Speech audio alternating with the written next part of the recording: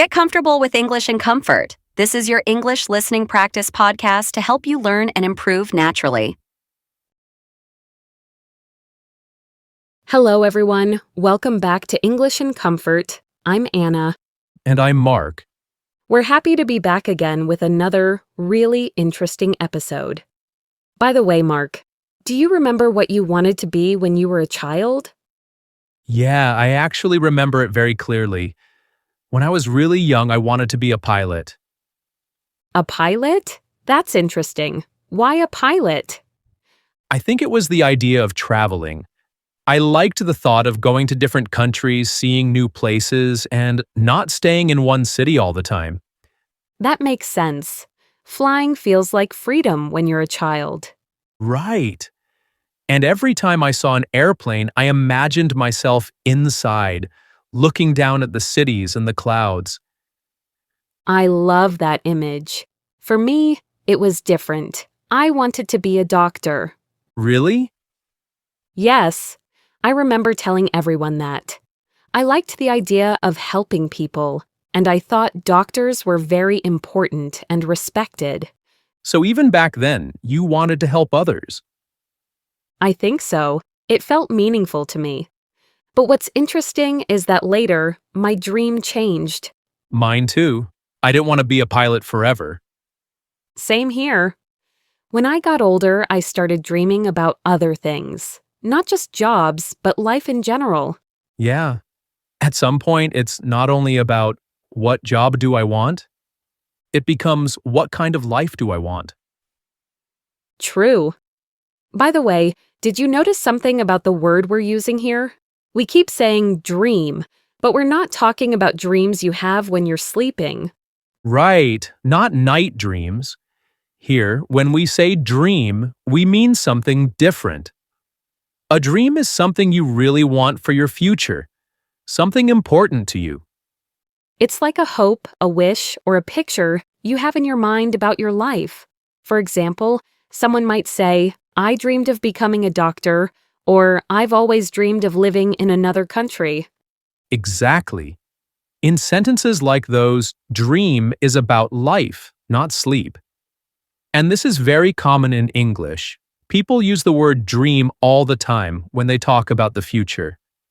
Sometimes the dream is very big, like changing your whole life, and sometimes it's simple. For example, someone might say, my dream is to have a peaceful life, or I dream of doing work that I enjoy. You'll also notice that we often say dream of or dream about, and both are natural. You can say, I dream of becoming a teacher, or I dream about starting my own business. And people also say, my dream is to, like my dream is to help people, or my dream is to travel the world. So when you hear the word dream in English, we often think future, hope, and desire, not always sleeping, and night. Now, this brings us to something important, which is goals. Because dreams are not the same as goals. They're connected, but they're different. A dream is usually big and sometimes not very clear. It's more about direction than details. A goal, on the other hand, is more specific and more practical. For example, my dream is to help people is an idea, but my goal is to study medicine is much clearer. Exactly. The dream is the idea and the goal is the step. Dreams answer the question, what do I want in life? But goals answer, what am I going to do about it? That's a very good way to explain it. And this is why people often have dreams for many years, while goals usually have a time limit. You're right. Goals often include time words like this year, next month, or in the next 5 years. We'll talk more about that in a moment. So when people talk about dreams, they often speak in a very emotional way. Yeah, because dreams usually come from feelings, not logic. People don't always explain how they will reach a dream. They just explain what they want. For example, someone might say, I dream of a better life. That sentence is very open. It doesn't give details, but you can still understand the feeling behind it. Or someone might say, I've always dreamed of being independent. Again, it's not a plan. It's an idea, and that's completely okay. Dreams don't need to be clear, and they often change as we change. Definitely. When I was younger, my dreams were very different from what they are now.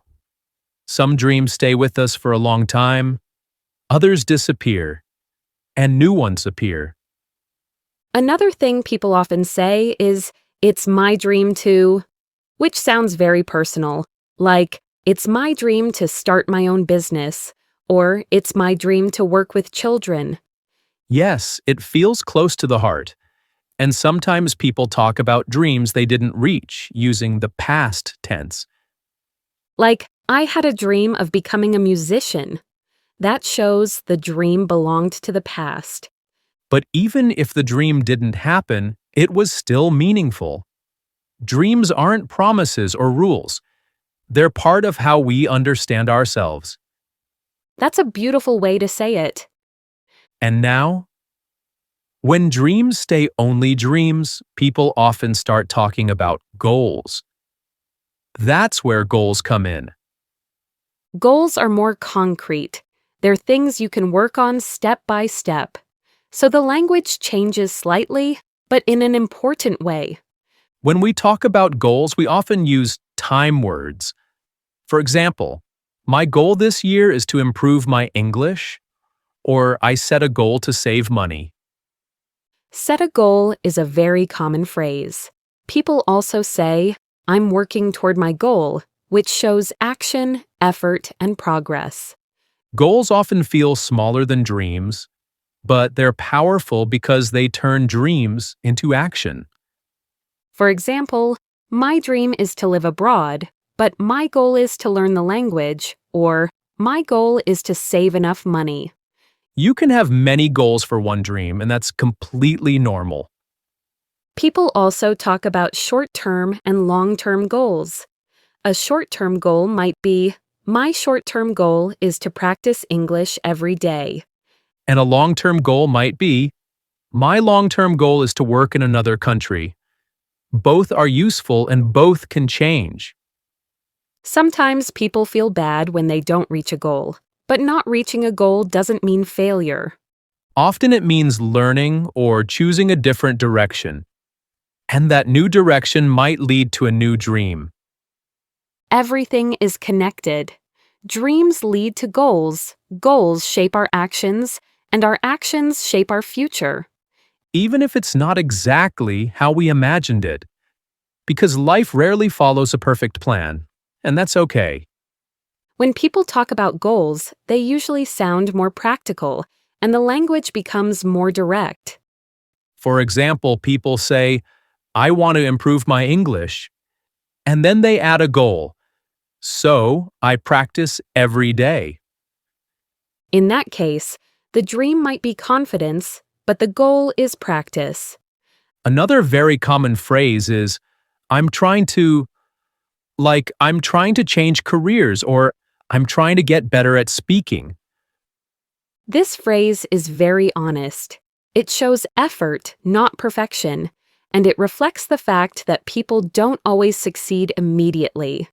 You'll also hear people say, I'm working on my goals, or I'm focusing on my goals right now, which usually means they've made a decision. Sometimes people also choose to let go of a goal, and that's part of life.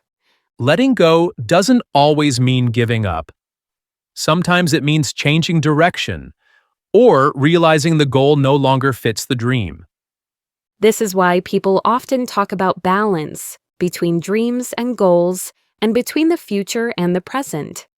Goals are useful, but life is happening today, and that's an important reminder. And when we look at language again, English speakers often use very simple sentences for goals. Yes, things like, I want to, I plan to, or I hope to, which are simple but very powerful. For example, "I plan to study more this year," or "I hope to find a job I enjoy." Hope sits somewhere between a dream and a goal. Softer than a goal, smaller than a dream, but still about the future. And you don't need perfect grammar to express yourself. Simple language is enough. Clear language is enough. People care more about meaning than perfection, especially when you talk about your dreams and goals. So, when we look at it this way, dreams and goals work together. A dream gives direction, and a goal gives structure. Dreams answer why, and goals answer how. What matters is being able to talk about your own life and share it with others, in English or in any language. That's the real point. Before we finish, let's give a real example and put everything together. This is really great for your speaking practice. You can listen and repeat with us by pausing the video or slowing it down. I'll talk about dreams first. When I was a kid, I dreamed of becoming a doctor because I liked the idea of helping people and doing something meaningful. Back then, that dream felt very clear and important to me. As I got older, that dream changed. Now, my dream isn't about one specific job anymore. I dream of having a balanced life, doing work I enjoy, and feeling that what I do matters. Now I'll talk about goals. Right now, my goals are more practical and specific. My goal this year is to improve my English and feel more confident when I speak. I'm also working toward finding work that gives me more flexibility. These goals help me move toward my dream, even if the dream itself is still changing. So, that's it for today's episode about talking about dreams and goals in English. We hope this conversation helped you understand how people naturally talk about the future. And how words like dream and goal are used in real life. We'd love to know, what did you dream of becoming when you were young? Or what is one goal you have right now? You can think about it while listening again. Or while practicing English in your daily life. And if you'd like more English listening practice with daily conversations, useful phrases, and interesting topics that help you build and improve your English fluency, subscribe to English in Comfort. Thank you for letting us be part of your learning journey. Keep practicing, keep improving, and take care, everyone.